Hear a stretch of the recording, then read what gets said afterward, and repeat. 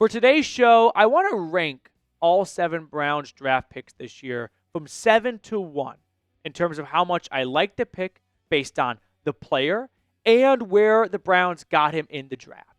So with that, at number 7, someone's got to be last. I went with the 3rd-round pick out of Oregon, quarterback Dillon Gabriel. Now, all fan bases go through the same mental gymnastics after the draft. They try and talk up all the picks, and they try and justify it and come to grips with it if they didn't like it initially. Gabriel is still my least favorite draft pick in this class predominantly for 2 big reasons. One, I felt like it was very early for him in round 3. That's the main reason right here. Number 2, I personally did not have a very high grade on Gabriel coming out. Now, I'm not a quarterback whisperer. I don't have a crystal ball, so I can't say I know more about the Browns than no more than the Browns do when it comes to quarterback evaluations. But it's not like teams bat 1,000 when it comes to evaluating quarterbacks. So for me, I feel like the size and being a Hawaiian native is not going to be a good fit in Northeast Ohio in December. And I have a very, very scary feeling that I can almost close my eyes and picture it now. It's going to be like Dillon Gabriel, Browns, tied game, fumbles, and it's a scoop and score. And Barstool's got a video of it with the caption of, "Who could have saw this coming? Hawaii quarterback chokes in the Northeast Ohio freezing cold." Yeah, that's my fear right now. Also, I was okay with taking a quarterback in round 3. Historically, it's not very successful. I mean, these are just starts, all right, by guys taken in round 3. Fran Tarkenton, I mean, he walked so Michael Vick could run. He's got the most starts of any quarterback selected in round 3. He's a Hall of Famer.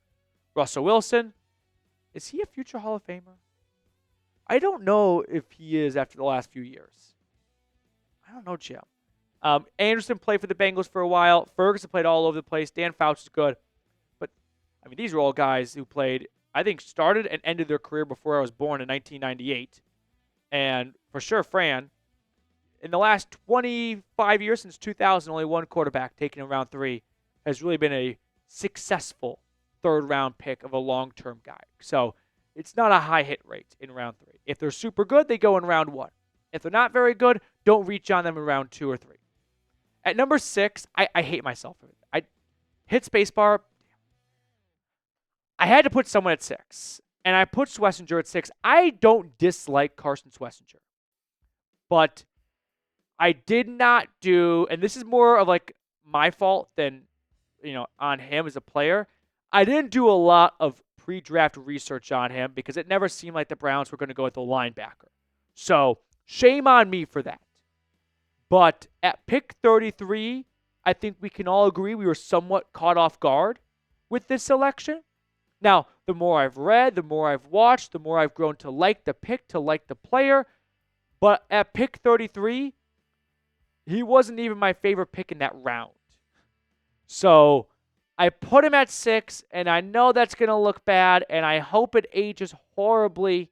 But as of now, a 1-year starter at off-ball linebacker for the 33rd pick in the draft is not going to be one of my 3 favorite picks in this class. And I think that just speaks volumes to how much I do like the Browns draft class altogether. So Schwesinger comes in at that spot. He's going to compete with Jordan Hicks to maybe be this team's starting inside linebacker. I expect Jim Schwartz to deploy a lot of just 2 linebacker sets. So Hicks and Schwesinger until JOK is healthy. Devin Bush, he's going to compete as well. Overall, it's not like a, disrespect towards Schwesinger as a player. It's more about I just like the other picks more. That's what it boils down to. All right, let's check out my number 5 spot now. I'm going to go with Shedeur Sanders. I'm a big fan of the value. You got a quarterback in round 5. If it doesn't go well, who cares? What 5th-round pick were you banking on? Oh, no, you don't get Richard LeCounte or like a Demetric Felton. You're going to be okay if you miss on Shedeur and he's not a very good pro. You only used a 5th-round pick on him. But I am going to put him at number 5, and people are going to call me a hater and a non-believer. This is more like Schwesinger just speaking to the love I have for the rest of the Browns draft. I think they made some really good picks that I'm just not going to ignore and put below Sanders because Shedeur's got the name value. Going into the draft, I was not high on Shedeur at all, right? I got blocked by people on Twitter for having just sound arguments of I feel like Shedeur is not a first round pick. First round pick. And I got proven right by 32 GMs.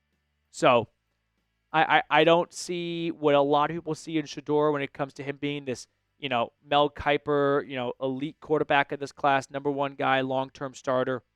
No, I feel like the lack of mobility and the lack of arm strength and the inability to get the ball out quickly and taking a ton of sacks is going to be a problem for him on Sundays.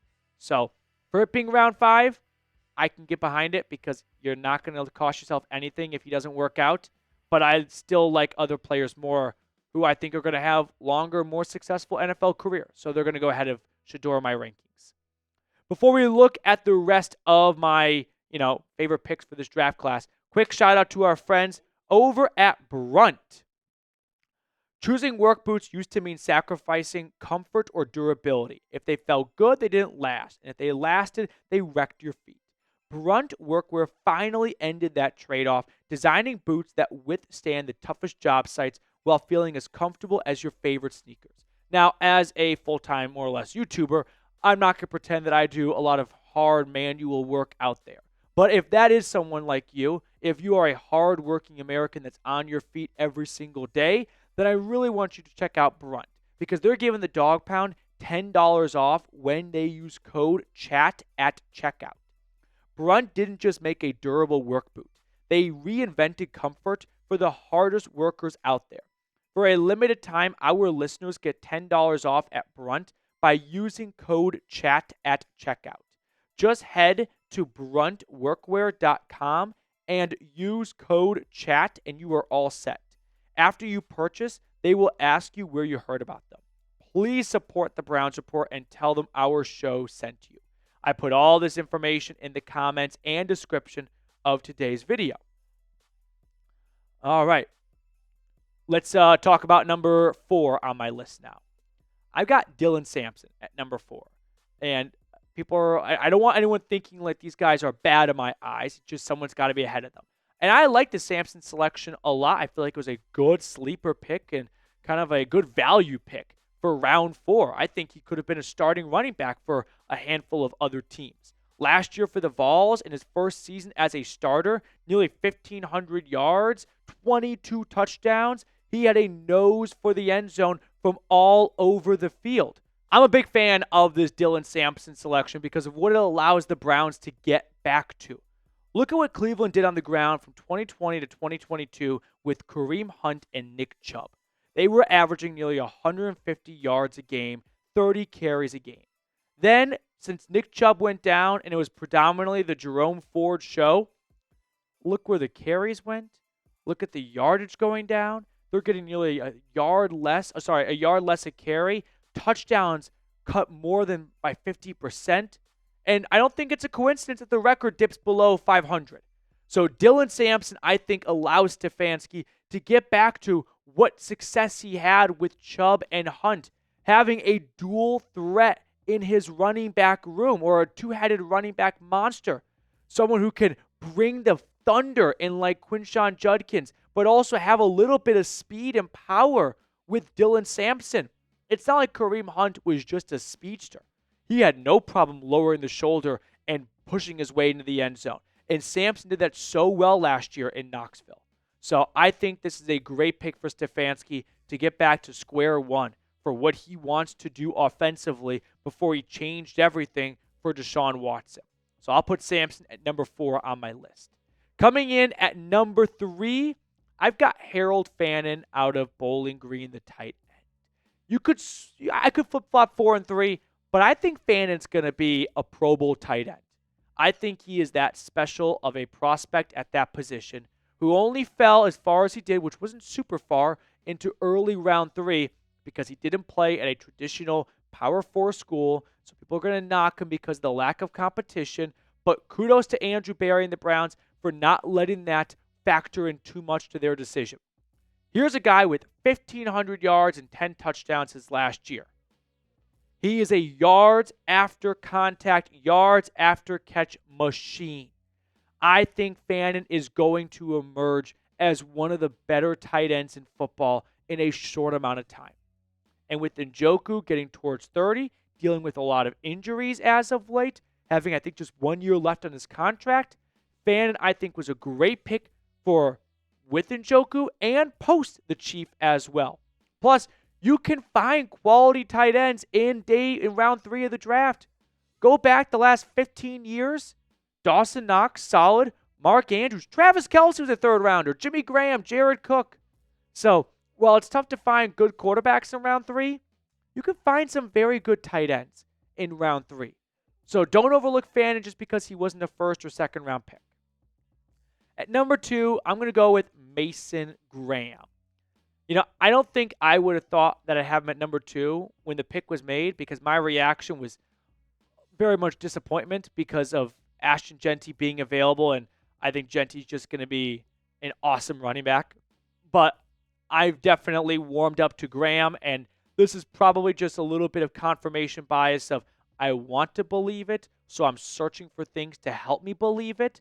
But I've come up with a nice pros and cons list for Graham here, and there's a lot to like about this when it comes to his ability to control the line of scrimmage. And in the AFC North, that is so important. You go back to when the Steelers and the Ravens were really running things, and how are they doing it? It wasn't because Flacco and Roethlisberger were a couple of just, high-scoring offenses. It was those defenses. It was the Steelers' defense. It was the Ravens' defense. And Graham, right in the middle of that defensive line, is going to make sure that everyone else around him can do their job to the fullest.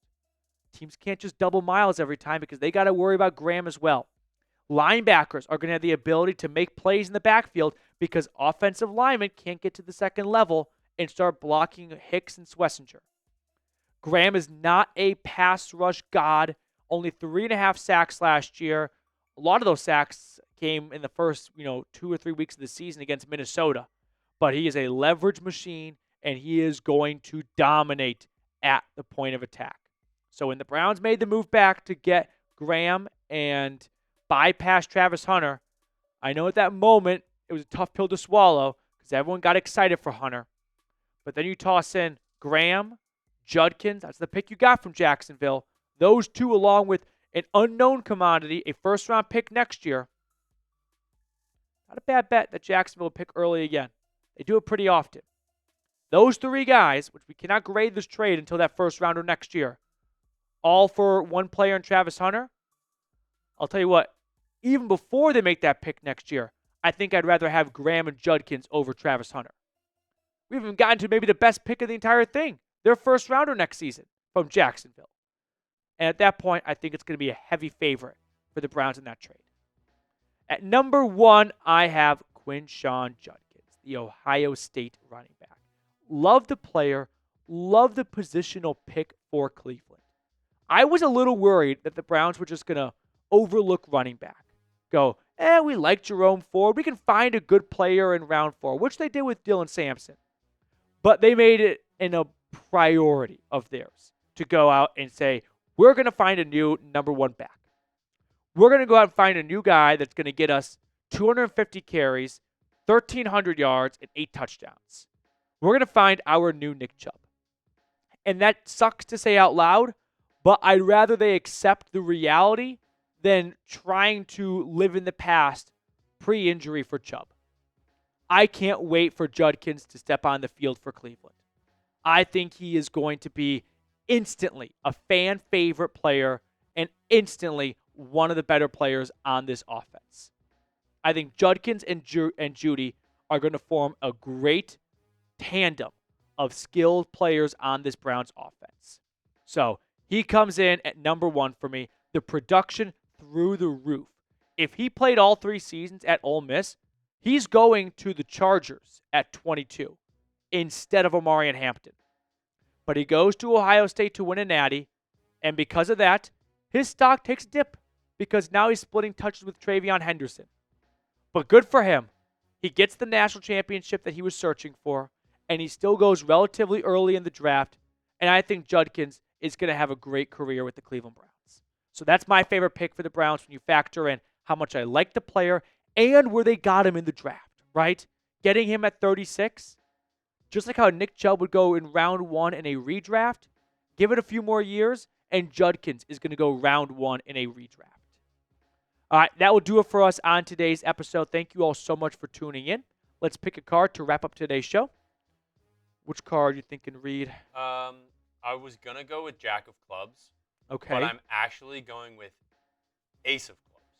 All right, I'll go in the middle. I'll go King of Clubs. The clubs have been friendly to me. 5 of spades. 5 of spades. Okay. Thank you all so much for tuning in. I look forward to seeing everyone in our next video. Until then, go Brownies.